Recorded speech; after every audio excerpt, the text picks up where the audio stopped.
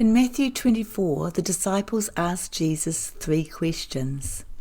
Today we're going to look at the second question that the disciples asked Jesus. The second question being, what will be the sign of your coming? Jesus answers this question in Matthew chapter 24, verses 29 to 35. You might like to pause this video now and read these verses. Futurists believe that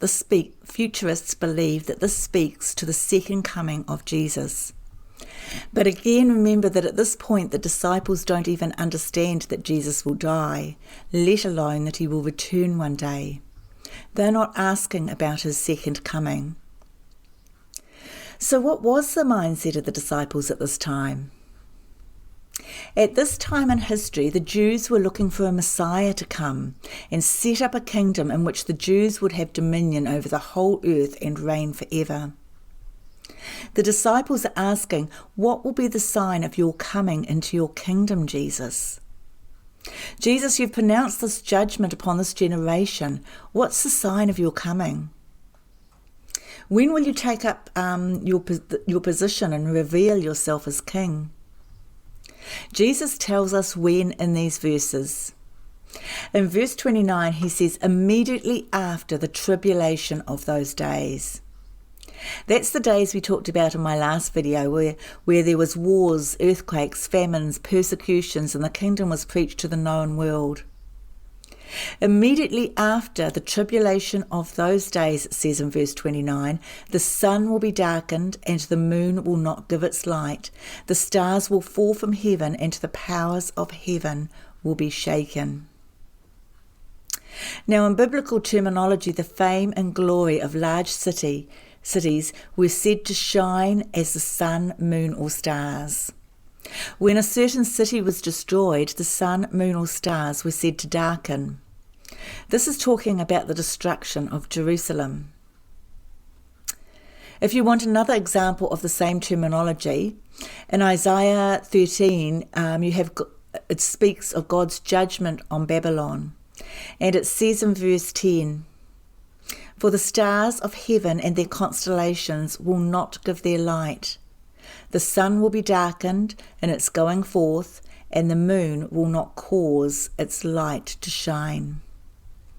Another example can be found in Ezekiel chapter 32, verse 7, when talking about the destruction of Egypt. So we're not talking about a literal darkening of the sun and stars falling from heaven here. The language is symbolic. Jesus is talking about the destruction of Jerusalem and the destruction of the temple. Now take a look at verse 30. Notice it doesn't say that Jesus will appear in the sky. It says that the sign of the Son of Man would appear. It says, Matthew 24, verse 30, the sign of the Son of Man will appear in heaven, and all the tribes of the earth will mourn. So what was that sign? Historic Christianity teaches us that the destruction of Jerusalem and the temple would be that sign. Jesus is saying that immediately after the famines and wars and persecutions and the gospel being preached to the whole world and the destruction of Jerusalem, that he would come into his kingdom. And the destruction of Jerusalem would be that sign. We don't appreciate the enormity of that sign, but for the Jews it was huge. Jesus came into his kingdom after he died and rose again and ascended into heaven. He sat down at the right hand of God. All authority was given to him. Jesus came into his kingdom at that moment. Matthew 16 verse 28 confirms this. Truly I say to you, there are some of you standing here who will not taste death until they see the Son of Man coming into his kingdom. If you take this literally, then Jesus came into his kingdom almost 2,000 years ago, in the generation in which the disciples lived. Once the Jews saw the destruction of Jerusalem and the temple, they would know beyond a doubt that Jesus was on his throne in heaven. The disciples' second question is not related to the second coming of Jesus. only to when Jesus would come into his kingdom.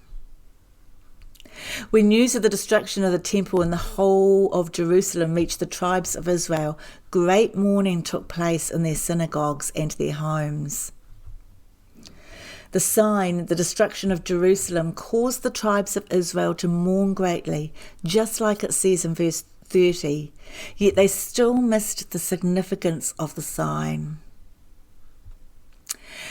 So what about the rest of the verse in verse 31? I can hear you asking. Let's look at verse 30b. And they will see the Son of Man coming in the clouds of the sky with great power and with great glory. So what does this refer to? When Jesus referred to the Son of Man coming on the clouds of the sky with great power and great glory, he did not say that the Son was coming back to earth. This event was to happen in the sky, or in heaven according to the King James Version. In heaven, Jesus was clothed with power and glory. A couple of verses in Daniel give us clarity about this. This is what Daniel prophesied as he saw in a vision Jesus Christ taking his position at the right hand of the Father. Daniel chapter 7 verses 13 to 14. I kept looking at the night visions, and behold, with the clouds of heaven, one like a son of man was coming. And he came up to the Ancient of Days and was presented before him.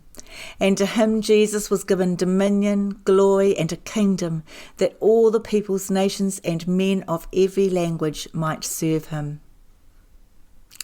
So you get the picture here. Daniel saw Jesus brought on the clouds of heaven before God the Father, and then given all ruling power and glory over all the nations of the world.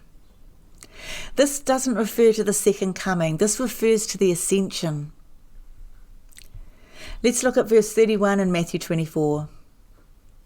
And he will send his angels with a loud trumpet call, and they will gather the elect from the four winds, from one end of the heavens to the other. Again, I would challenge popular thinking that we may have received and say that this does not refer to the rapture. Remember, only 3 verses later, Jesus states that this generation would not pass away until these things have happened. The blowing of a trumpet meant to the Jews that a royal decree was going out.